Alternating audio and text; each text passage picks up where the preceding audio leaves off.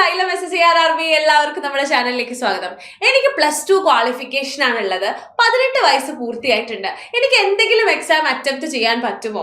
SSC ഒക്കെ പറയുമ്പോൾ വലിയ ക്വാളിഫിക്കേഷൻ ഒക്കെ വേണ്ടേ എന്നൊക്കെ ചോദിച്ച് എക്സാം അറ്റംപ്റ്റ് ചെയ്യാതിരിക്കുന്ന SSC എക്സാം അറ്റംപ്റ്റ് ചെയ്യാതിരിക്കുന്ന ആസ്പിറൻസിനുള്ള ഒരു വലിയ ഉത്തരവുമായിട്ടാണ് ഞാൻ ഇന്ന് വന്നിരിക്കുന്നത്. അപ്പൊ നമ്മുടെ +2 ക്വാളിഫിക്കേഷനുള്ള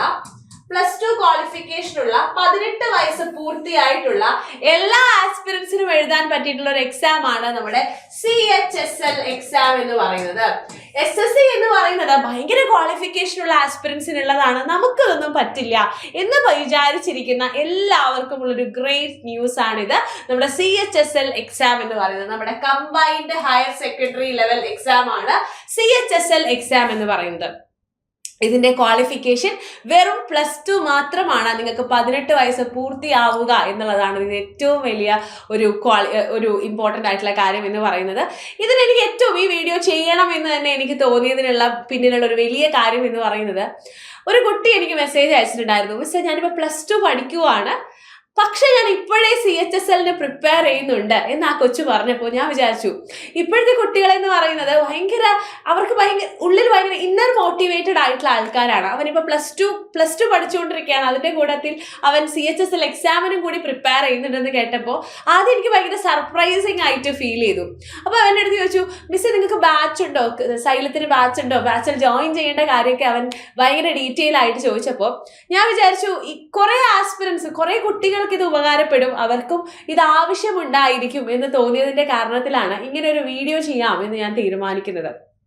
സോ CHSL എക്സാം എന്ന് പറയുന്നത് +2 ക്വാളിഫിക്കേഷൻ മതി, 18 വയസ്സാണ് പൂർത്തിയാവേണ്ടത്. നമുക്ക് SSCക്ക് കീഴിലുള്ള സ്ഥാപനങ്ങളിലേക്ക്, SSC സെൻട്രൽ ഗവൺമെന്റ് സ്ഥാപനങ്ങളിലേക്ക് നമുക്ക് എന്ത് ചെയ്യാനായിട്ട് സാധിക്കും? ക്ലറിക്കൽ പോസ്റ്റുകളിലേക്ക് എത്താനായിട്ട് സാധിക്കുന്നതാണ് നമ്മുടെ CHSL എക്സാം വഴി. അതായത് lower division clerk LDC or junior secretariat അസിസ്റ്റന്റിന്റെ പേ ലെവൽ വരുന്നത് 19,900 മുതൽ 63,200 രൂപ വരെയാണ്.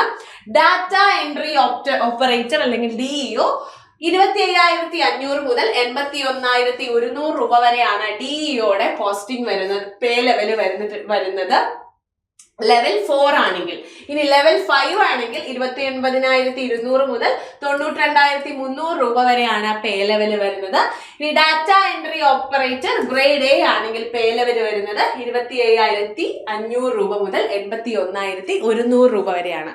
അതായത് കേന്ദ്ര ഗവൺമെന്റ്, അതായത് നമ്മുടെ സെൻട്രൽ ഗവൺമെന്റ് സ്ഥാപനങ്ങളിലേക്ക് ഡാറ്റ എൻട്രി ഓപ്പറേറ്ററായും ക്ലറിക്കൽ പോസ്റ്റുകളിലേക്കും നിങ്ങൾക്ക് എത്താൻ സാധിക്കുന്നതാണ് നമ്മുടെ CHSL എക്സാം വഴി. അതിന് ക്വാളിഫിക്കേഷൻ നമ്മൾ ഓൾറെഡി പറഞ്ഞു കഴിഞ്ഞു. ഏജ് ലിമിറ്റ് എന്ന് പറയുന്നത് എത്രയാണ്?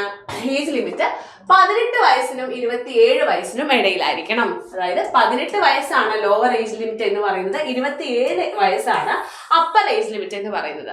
ഇതിന് നമുക്ക് എന്തുണ്ടായിരിക്കും? ഏജ് റിലാക്സേഷൻ ഉണ്ടായിരിക്കും. OBC ആണെങ്കിൽ 3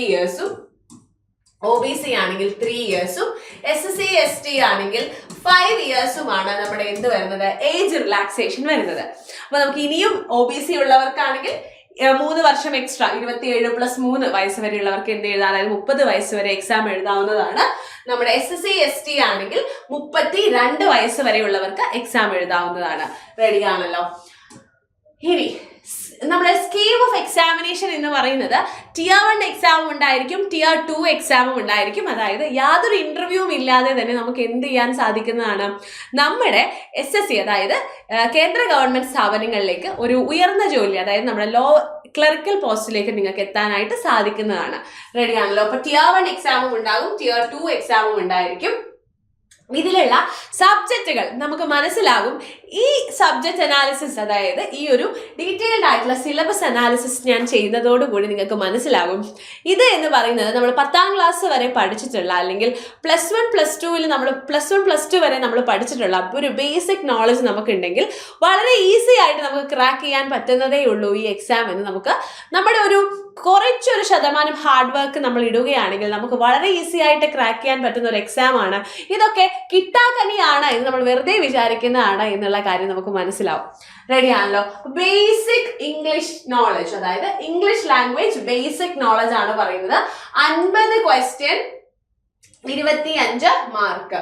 so number of questions per mark എന്നാണ്. So 25 question 50 mark. 25 ക്വസ്റ്റ്യൻ 50 മാർക്കാണ്. General intelligence 25 question 50 mark. അതായത് ഒരു ക്വസ്റ്റ്യന് 2 മാർക്കാണ്. ഒരു ക്വസ്റ്റ്യന് 2 മാർക്കാണ്. QA ബേസിക് അരിത്തമാറ്റിക് സ്കില്ലാണ് 25 question 50 mark. General awareness 25 question 50 mark. So 60 minute ആണ് ലഭിക്കുന്നത്. സ്ക്രൈബിനെ വെച്ച് എഴുതുന്ന ആൾക്കാർക്ക് 80 മിനിറ്റ് ആണ് ലഭിക്കുന്നത്. അപ്പൊ ഇവിടെ നോക്കിയാൽ എല്ലാ സബ്ജക്റ്റുകളും നമുക്ക് ബേസിക് ആയിട്ട് സ്കൂൾ ലെവലിൽ നമ്മൾ പഠിച്ചിട്ടുള്ള കാര്യങ്ങളാണ് നമുക്ക് അറ്റംപ്റ്റ് ചെയ്യാൻ പറ്റുന്നതേ ഉള്ളൂ. നെക്സ്റ്റ് ഇംഗ്ലീഷ് ലാംഗ്വേജിനെ നോക്കുകയാണെങ്കിൽ സ്പോട്ട് എറർ ആയാലും ഫില്ലിംഗ് ദ ബ്ലാങ്ക്സ് ആയാലും synonyms, antonyms, sentence completion, passive active voice എല്ലാം നമ്മൾ shuffling of sentence in passage, cloze passage, comprehension passage, ഇതൊന്നും നമുക്ക് എന്തല്ല ചിലപ്പോ ഈ പേര് കേൾക്കുമ്പോൾ നമുക്ക് തോന്നും ഇതൊക്കെ എന്താന്ന്. പക്ഷെ ഇതെല്ലാം തന്നെ നമ്മുടെ +1 +2 വരെയുള്ള ക്വസ്റ്റ്യൻ പേപ്പറുകളിൽ തുടരെ നമ്മൾ ചെയ്യുന്ന കാര്യം തന്നെയാണ്. ഒന്നും നമുക്ക് എന്തല്ല പുതിയ കാര്യമല്ല. നെക്സ്റ്റ് ജനറൽ ഇന്റലിജൻസ് ആൻഡ് റീസണിങ്ങിലേക്ക് വരുന്ന സമയത്ത് ജസ്റ്റ് ഒരു ലോജിക്ക് നമുക്ക് ഉണ്ടെങ്കിൽ ആ ലോജിക്ക് ഇംപ്രൂവ് ചെയ്യാനുള്ള കാര്യങ്ങൾ നമ്മൾ ചെയ്താൽ മതി. നമ്മൾ പണ്ട് തന്നെ വളരെ ചെറുപ്പത്തിൽ തന്നെ ശീലിച്ചിട്ടുള്ള കാര്യങ്ങളാണ് ഇതിൽ നമുക്ക് പഠിക്കാനുള്ളത്. നമ്പർ അനലോഗി, നമ്പർ അനാലജി, പിന്നെ നമ്മുടെ when diagrams, symbolic or number classification, drawing inference, figural classification, പിന്നെ എന്താണ് സിമാന്റിക് സീരീസ്, പിന്നെ pattern folding, number series, problem solving, emotional intelligence, word building, അങ്ങനെ വളരെ ഈസി ആയിട്ടുള്ള സിലബസ് ആണ് നമ്മുടെ ജനറൽ ഇന്റലിജൻസിനുള്ളത്. കാരണം ജനറൽ ഇന്റലിജൻസിൽ നമ്മൾ ഏറ്റവും ഒരു പ്രോ ആവണമെങ്കിൽ നമ്മളത് ചെയ്യേണ്ടത് പ്രാക്ടീസ് ആണ്. കാരണം ഈ എല്ലാ കാര്യങ്ങളും തന്നെ നമുക്ക് വളരെ ഈസി ആയിട്ട് ചെയ്യാവുന്നതേ ഉള്ളൂ. പക്ഷെ അതിന് എന്ത് വേണം? ഏറ്റവും ആദ്യം നമുക്ക് എല്ലാവരെക്കാൾ ആദ്യം നമുക്ക് കിട്ടണമെങ്കിൽ നമ്മൾ എന്ത് ചെയ്യണം? ഏറ്റവും കൂടുതൽ പ്രാക്ടീസ് വേണം. ഇതിന് ഈ ജനറൽ ഇന്റലിജൻസിന്റെ കാര്യം വരികയാണെങ്കിൽ കുറച്ച് സമയം തരുവാണെങ്കിൽ നമ്മൾ നമ്മുടെ ലോജിക് ഉപയോഗിച്ച് നമ്മൾ എല്ലാവരും ഉത്തരം കണ്ടുപിടിക്കും. പക്ഷെ വളരെ ലിമിറ്റഡ് ടൈമിൽ പെട്ടെന്ന് ആൻസർ കിട്ടാനുള്ള ടിപ്സും ട്രിക്സും ഒക്കെ യൂസ് ചെയ്ത് വളരെ ഫാസ്റ്റ് ആയിട്ട് പ്രാക്ടീസ് ചെയ്യുക എന്നുള്ളതാണ് ഏറ്റവും വലിയ കീ എന്ന് പറയുന്നത്. QAയിലേക്ക് നോക്കുകയാണെങ്കിൽ നമുക്ക് നമ്പർ സിസ്റ്റം നോക്കുകയാണെങ്കിൽ തന്നെ നമുക്കറിയാം computation of whole number, decimal and fractions, relationship between numbers, ഇതൊക്കെ നമ്മൾ വളരെ ബേസ് നമുക്കുള്ളൊരു കാര്യമാണ്. കാരണം ചെറിയ ക്ലാസ് മുതലേ നമ്മൾ കേൾക്കുന്നതാണ് ഇതെല്ലാം തന്നെ. പിന്നീട് fundamental arithmetics, percentage and ratio, square and square root, average, interest, partnership in business, profit and loss, time and distance, time and work. ഇപ്പോൾ ഫണ്ടമെന്റൽ അരിത്തമാറ്റിക് നിങ്ങൾ നോക്കുക, ഇതിൽ ഏതെങ്കിലും നിങ്ങൾ ആദ്യമായിട്ട് കേൾക്കുന്നതുണ്ടോ? ഇല്ല എന്നായിരിക്കും നിങ്ങളുടെ എല്ലാവരുടെയും ഉത്തരം. കാരണം +2 വരെ അല്ലെങ്കിൽ 10ാം ക്ലാസ് വരെയുള്ള സബ്ജക്റ്റിൽ 10ാം ക്ലാസ് വരെയുള്ള മാത്സിൽ ഇതെല്ലാം നമ്മൾ ഓൾറെഡി കവർ ആയിട്ടുള്ളതാണ്.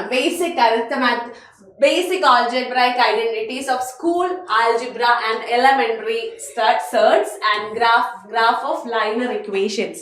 ഇതൊക്കെ നമ്മൾ പഠിച്ചിട്ടുള്ളത് തന്നെയാണ്. ഒരു മെൻസുറേഷൻ നോക്കിയേ, ട്രയാങ്കിൾ, ക്വാഡ്രിലാറ്ററൽ, റെഗുലർ പോളിഗൺ, കുറെ ഷേപ്പുകളിനെ കുറിച്ചാണ് നമുക്ക് പഠിക്കാനുള്ളത് മെൻസുറേഷനിൽ. ട്രിഗ്നോമെട്രി എന്ന് പറഞ്ഞ് തന്നെ നമ്മൾ പണ്ട് പഠിച്ചിട്ടുണ്ട്. നമ്മൾ കുറച്ച് എഫേർട്ട് ഇടുകയാണെങ്കിൽ ഇതെല്ലാം നമ്മുടെ ഉള്ളിലുള്ള കാര്യങ്ങളാണ്. ജസ്റ്റ് ഒരു മോൾഡിംഗ് ആണ് ആക്ച്വലി നിങ്ങൾക്ക് ആവശ്യമുള്ളത്. എല്ലാം നിങ്ങളുടെ ബ്രെയിനിന്റെ ഏതോ ഒരു കോണിൽ നിങ്ങൾ പോലും അറിയാതെ പൊടി പിടിച്ച് അവിടെ കിടപ്പുണ്ട്. ഇതിനെയൊക്കെ ഒന്ന് പൊടി തട്ടി എടുക്കുകയാണെങ്കിൽ നമ്മൾ ആഗ്രഹിക്കുന്ന ഒരു പൊസിഷനിലേക്ക് നമുക്ക് എത്താൻ പറ്റുമെന്ന് നിങ്ങൾ ആദ്യം മനസ്സിലാക്കുക. റെഡി? അപ്പൊ ഈ പൊടി പിടിച്ച് കിടന്ന് സൈഡിൽ ഇങ്ങനെ പാവം പൊടി പിടിച്ച് കിടക്കുന്ന കാര്യങ്ങളെ നമുക്കൊന്ന് പൊക്കി കൊണ്ടുവരണം. അതിനു വേണ്ടിയിട്ടാണ് ഞാനിപ്പോൾ, അല്ലെങ്കിൽ അതിനു വേണ്ടിയിട്ടാണ് ഈ എക്സാം ഒക്കെ നിങ്ങൾക്ക് ഇൻട്രൊഡ്യൂസ് ചെയ്യുന്നത് തന്നെ. നെക്സ്റ്റ് ജനറൽ അവയർനെസ്സിലേക്ക് വരുന്ന സമയത്ത് നമുക്കറിയാം എന്താണ് general awareness. Questions are designed to test candidates general awareness of the environment around him. അതായത് എൻവിറോൺമെന്റ് എങ്ങനെയാണ്, നമ്മുടെ ചുറ്റിലുമുള്ള സൊസൈറ്റിയിൽ എങ്ങനെയാണ് ഇത് അപ്ലിക്കബിൾ ആവുന്നത് എന്നാണ് ജനറൽ അവയർനെസ്സിൽ കൂടുതലായിട്ടും ഡിസ്കസ് ചെയ്യുന്നത്. അപ്പൊ ജനറൽ അവയർനെസ് വരുന്ന സമയത്ത് ഇവിടെ നോക്കാം, ഇതിൽ എന്തൊക്കെ വരുന്നുണ്ട്? History, culture, geography, economic science, general policy and scientific research. അപ്പൊ നമുക്ക് ജനറൽ അവയർനെസ്സിലേക്ക് വരുന്ന സമയത്ത് എന്തൊക്കെ ഉണ്ടാവും? കറണ്ട് അഫയേഴ്സിൽ നിന്നും ക്വസ്റ്റ്യൻ ഉണ്ടായിരിക്കും. ഹിസ്റ്ററി, പൊളിറ്റി, ഹിസ്റ്ററി, പൊളിറ്റി, നമ്മുടെ എക്കണോമിക്സ്, ജിയോഗ്രഫി, ഇത്രയും സബ്ജക്റ്റുകൾ ഉണ്ടായിരിക്കും. ഇത്രയും സബ്ജക്റ്റുകൾ, അതായത് history, polity, economics, geography, current affairs, കൂടാതെ ജനറൽ സയൻസിൽ നിന്നും നിങ്ങൾക്ക് എന്തൊക്കെയുണ്ട്? ജനറൽ സയൻസ് എന്ന് പറയുന്ന സമയത്ത് കെമിസ്ട്രി ഉണ്ട്, കെമിസ്ട്രി, ഫിസിക്സ്, ബയോളജി. ഇതൊന്നും ഭയങ്കര ടഫ് ക്വസ്റ്റ്യൻസ് ആയിരിക്കില്ല. നമ്മൾ ചെറിയ ക്ലാസ്സിൽ പഠിച്ചിട്ടുള്ള കാര്യങ്ങൾ ആണ് ഈ ഇപ്പോൾ നമ്മുടെ ഹിസ്റ്ററി, പൊളിറ്റി, എക്കണോമിക്സ്, ജിയോഗ്രഫി ഈ സബ്ജക്റ്റുകളാണെങ്കിലും കെമിസ്ട്രി, ഫിസിക്സ്, ബയോളജി ഈ സബ്ജക്റ്റുകളിലാണെങ്കിലും നമ്മൾ ഓൾറെഡി +2 ലെവൽ വരെയുള്ള ക്വസ്റ്റ്യൻസ് ആണ് ചോദിക്കുക. ഇതൊക്കെ നമ്മൾ പണ്ട് പഠിച്ചു മറന്നിട്ടുള്ള കാര്യങ്ങളാണ്. ഇതൊക്കെ ഒന്ന് പൊടിതട്ടി എടുക്കേണ്ട ആവശ്യം മാത്രമേ നമുക്ക് വരുള്ളൂ. പ്യുവർലി ഇത് കറണ്ട് അഫയേഴ്സ് ഒഴിച്ചു നിർത്തിയാൽ ബാക്കി എല്ലാം തന്നെ NCERT സിലബസിൽ നിന്ന് നമുക്ക് കവർ ചെയ്യാൻ പറ്റുന്ന കാര്യങ്ങളാണ്.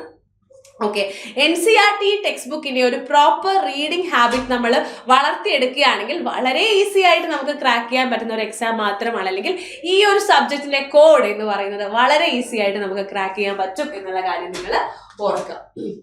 നെക്സ്റ്റ് Tier 1ന്റെ കാര്യം നമ്മൾ ഓൾറെഡി പറഞ്ഞു കഴിഞ്ഞു. Tier 1 സിലബസ് ആണ് നമ്മൾ ഡിസ്കസ് ചെയ്തിട്ടുണ്ടായിരുന്നത്. നമ്മൾ പറഞ്ഞിട്ടുണ്ടായിരുന്നത്. ഇനിയിപ്പോ റീസണിങ് ആൻഡ് ജനറൽ ഇന്റലിജൻസ് ആണെങ്കിലും നമ്മൾ പറഞ്ഞു കഴിഞ്ഞു. ഇംഗ്ലീഷ് ലാംഗ്വേജ് ആൻഡ് കോംപ്രഹെൻഷൻ, നമ്മുടെ ജനറൽ അവയർനെസ്. ഓക്കെ, അപ്പൊ ഇത്രയുമാണ് വളരെ ഇമ്പോർട്ടന്റ് ആയിട്ട് നമുക്ക് ഈ ഒരു എക്സാമിനെ കുറിച്ച്, ബേസിക് ആയിട്ട് CHSL എക്സാമിനെ കുറിച്ച് ചിന്തിച്ചു തുടങ്ങുമ്പോൾ നമ്മൾ ആലോചിക്കേണ്ട കാര്യങ്ങളാണ് നമ്മൾ ഇന്നത്തെ വീഡിയോയിൽ ഡിസ്കസ് ചെയ്തത്. അപ്പൊ CHSL എക്സാമിനെ കുറിച്ചുള്ള കൂടുതൽ ഡൗട്ട്സ് ആൻഡ് കൺസേൺസ് നിങ്ങൾ ഈ വീഡിയോയുടെ അടിയിൽ കമന്റ് ചെയ്യുക. ഇതിൽ നിന്ന് നിങ്ങൾക്കൊരു അവബോധം ഉണ്ടാക്കുക എന്ന് ഞാൻ ഉദ്ദേശിച്ചത്, +2 കഴിഞ്ഞു, എനിക്ക് +2 ക്വാളിഫിക്കേഷൻ മാത്രമേ ഉള്ളൂ, അല്ലെങ്കിൽ ഞാൻ +2 കഴിഞ്ഞിട്ടുള്ള ഒരാളാണ്, അങ്ങനെയാണെങ്കിൽ നിങ്ങൾക്ക് കേന്ദ്ര ഗവൺമെന്റ് സ്ഥാപനങ്ങളിലേക്കുള്ള നിങ്ങൾക്ക് എത്താൻ സാധിക്കുന്ന ഒരു എളുപ്പ വഴിയാണ് CHSL എക്സാം എന്ന് പറയുന്നത്.